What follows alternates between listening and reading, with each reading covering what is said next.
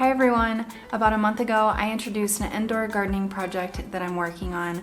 I'm trialing micro dwarf tomatoes, peppers, and cucumbers that I'm growing inside my house. So let's dig in and see what's been going on with these tiny little plants. I was going to sit in front of the plant lights, but it's really dark in there and it throws off the light sensor in the camera, so I decided to come into my plant room. That's what I like to call it. I may have a wee bit of a houseplant problem, and I always cherish the opportunity to show off my houseplant babies. And so as you can see behind me, I've got some of them, and I will do a quick pan of the room so that you can see the rest. This room is one of my favorite rooms in the house because it gets really, really nice sun, and the houseplants just absolutely love it in here. So I have way too many houseplants, but that's where I am reporting to you for this tomato update today. I planted the seeds for all of these plants about 8 weeks ago, and last week I harvested my very first baby cucumber off of my cucumber plants. The seed packet said 40 days to harvest, and I think I calculated about 49 days, so that's fairly accurate. I want to show you really quickly how cute this cucumber plant looks. So he's gotten fairly big, and I'll show you one of the little cucumbers hiding out in here. Can you see? And it's loaded with blooms and baby cucumbers all over it. As a reminder, this is the Quick Snacker F1 hybrid from Territorial Seed Company. I've been harvesting lots of cucumbers off of it. I think I've gotten 6 or 7 so far, and I've been putting them on my salads. The flavor is really good. Sometimes with cucumbers, especially in hot weather, they can be a little bit bitter, but obviously I'm growing these indoors, so that's not the issue. But still, the skin is nice and thin. It's got a really nice sweet cucumbery taste, and I really, really like them, so I would highly recommend these.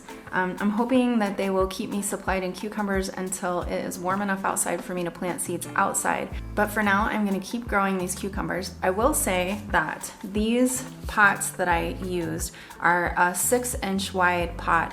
I ordered them off of Amazon. I'm really pleased with them. However, the cucumbers are actually starting to get a little root bound, so I had to move a few of them up already into a larger pot. These roots are obviously coming out of the bottom, and when I repotted the last cucumber plant into a little bit bigger pot, it was completely root bound. So definitely needs a bigger pot than the 6-inch pot. I would go with like maybe an 8-inch pot, and I think that would probably be okay.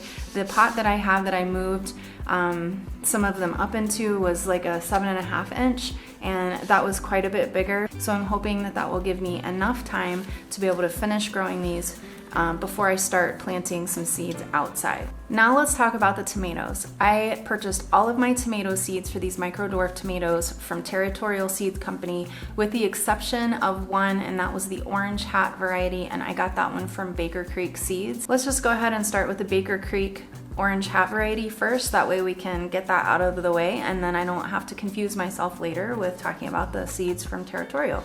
This little adorable plant is so cute and so compact. As you can see, it's completely loaded with blooms.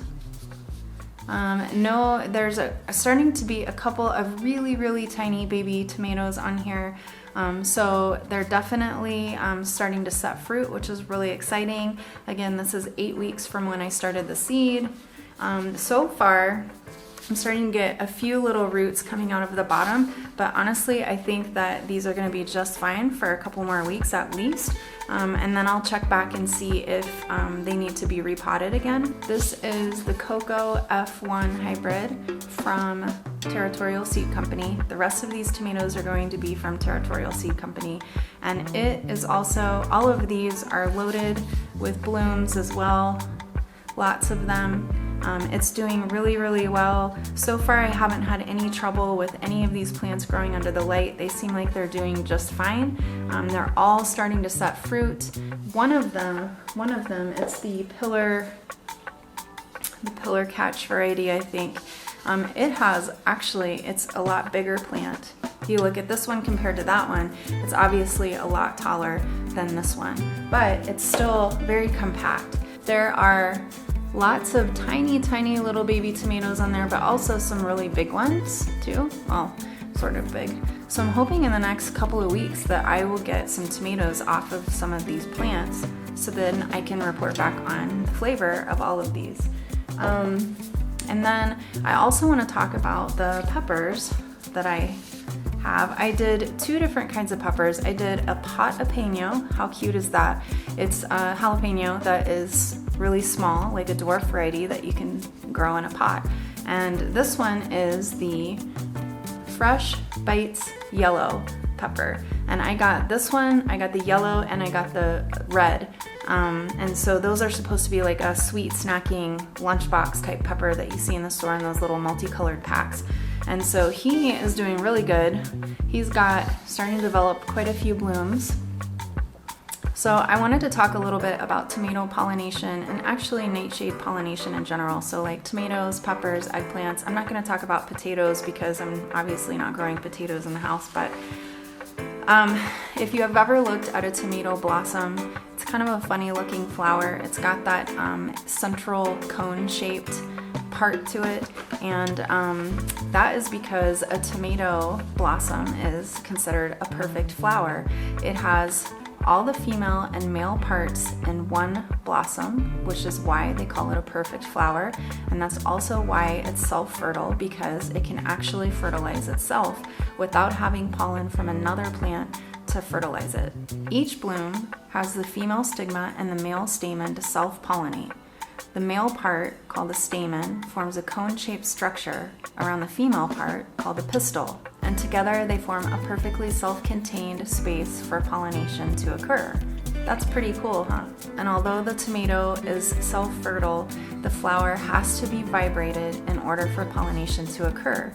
And this can happen outdoors through wind or insects landing on it, or indoors. In my case, it can happen through just simply tapping on the flowers, tapping on the stem, giving it a gentle shake, or even using an electric toothbrush to gently touch the stem that the flowers are attached to, and just vibrating it that way. Solitary bees and bumblebees can provide the perfect frequency of vibration through something called buzz pollination by landing on the flower and vibrating it through wing beats to trigger full pollen release, rather than physically depositing the pollen from bloom to bloom themselves. This is great news for the would-be indoor gardener, because rather than having a house full of bumblebees, I can simply shake or tap or even use an electric toothbrush in order to get those blooms pollinated. Members of the Solanaceae family or nightshade family are all pollinated this way through vibration. So peppers, tomatoes, eggplants, all of them. Cucumbers are another matter. They are considered monoecious plants, and that means that they have separate male and female flowers on the same plant. So I don't know if you've ever seen a squash plant where you have some that look like they have a little miniature squash and then there's a bloom attached to it, and then other blooms simply are on the end of a stem. So the one with the fruit in the flower would be considered the female flower, and the one that is just on the stem is considered the male flower. So all cucurbits, melons, squash, gourds, cucumbers, all are monoecious plants. And so they all have separate male and female flowers on the plant, rather than having a perfect flower, which is all the male and female parts together on the same bloom like a tomato. This flower has a little miniature cucumber on it, as do a lot of the other ones on here. So this one's a little bit bigger, and you can see that the cucumber is gotten bigger, the flower is starting to wither and fall off. That means that those cucumbers have been pollinated, and so now there's a viable fruit that's developing. Now, if that cucumber did not get pollinated, then you're gonna have something that looks a little more like this. I don't know if you can see that, but what happens is that baby fruit will no longer develop, and it will simply shrivel up and fall off the plant. And all cucurbits are like that. Pumpkins, squash, gourds, melons, all of those kinds of things. If you've ever tried to grow a plant like that and you see, oh wow, I've got a little baby, fruit on there, and then suddenly it just kind of shrivels up and falls off, it's because it didn't get pollinated. What I like to do with my cucumbers in the house is I will take a small paintbrush, or you could use a Q-tip, and I brush the male flower to get the pollen on the brush or the Q-tip, and then I brush that onto the female flower to deposit the pollen onto the female flower and hopefully get a pollinated fruit that'll then go on to develop into a cucumber that I can then pick and put on my salad. Because of this arrangement, cucumbers are not self-fertile, and so they either need help from insects or from the gardener. Now is a great time to mention another cucumber variety that I'm getting ready to trial. I'll be planting that probably later today, and this is also from Territorial Seed Company, and it is called the Mini Munch. How cute is that? And it says that it has 3 to 4 inch long fruits. Now, this Mini Munch cucumber, I think, is a compact plant, but it's not considered a dwarf plant. So what I'm going to do is start it in the house just to kind of see what the size is, what it does, and then I'm planning to put it out into my raised bed garden because I want to try some plants outdoors that are compact so that I can see how many I can get into each one of my raised beds. And since we're on the subject of planting seeds, one of my favorite topics, I'll just mention that I'm getting ready to try several other lettuce varieties. And the first one is the pomegranate crunch, and that's a really small, compact romaine variety, as well as the little gem. Same thing, it's a compact romaine variety, and the Tom Thumb, is a butterhead lettuce. I also have a kale called the Prism F1. The Prism F1 kale is a compact version of the really popular winter boar kale, and so I wanted to try that to see if I could grow it in the house and also to see if I could transfer it out into my raised bed for space saving. And then the last thing that I wanted to mention is the Swiss chard. This is probably not anything too new for you guys, but that is the bright lights, and it is supposed to be about 20 inches long, so I think that would be a really good one for my raised bed as well, because sometimes Swiss chard can get pretty big. So those are the things that I have coming up. I just wanted to update you on that. I don't know if you can see the days to maturity on some of these seed packets that I'm holding up, but I'm going to hold up this one again. This is the Tom Thumb butterhead lettuce, and on it says 35 to 50 days. So if I could actually get a head of lettuce, it says it's a baseball sized head of lettuce. If I could get a head of lettuce in a month, or maybe just a little more than a month, that would be pretty cool, I think. Definitely something that is worth trying for growing indoors. But speaking of lettuce, I think lettuce is a great example of why indoor gardening can be such a cool project to try. So many people live in apartments, or they have really small outdoor spaces, or maybe they don't have any outdoor space at all. And so being able to grow things on windowsills or under grow lights is a really great option for people like that. But for people like me, I've got plenty of space outside, but I'm still trying some of these different varieties indoors, and that's because another great reason to grow things indoors is because sometimes you want to grow things out of season. And so here in southern Arizona, you know, by May, the average temperature is almost 80 degrees, but it's not unheard of to have a 90-degree day. And that's way too hot for growing lettuce and a lot of leafy greens outside. And so I want to be able to have yummy salads even in June and July. And so I have two options. Either I can go buy the lettuce from the grocery store, or I can try growing it inside myself. One of my goals is to try to supplement more and more of my fresh produce myself and buy less at the grocery store. And so I wanted to be able to try some of these different varieties inside to see if I could do that. One of the reasons I am so excited about trying all of these different varieties, some of them hybrid and some of them not, is that there are so many options out there depending on your situation or what it is you're looking for. Starting from seed offers you so many options when it comes to shape and size and flavor and appearance. Nothing is prettier than a watermelon radish on a salad, but you're not often going to find those in the grocery store, as well as other things that maybe have really great flavor but aren't very shippable, like a sun gold tomato. You're not going to find a sun gold tomato in a grocery store.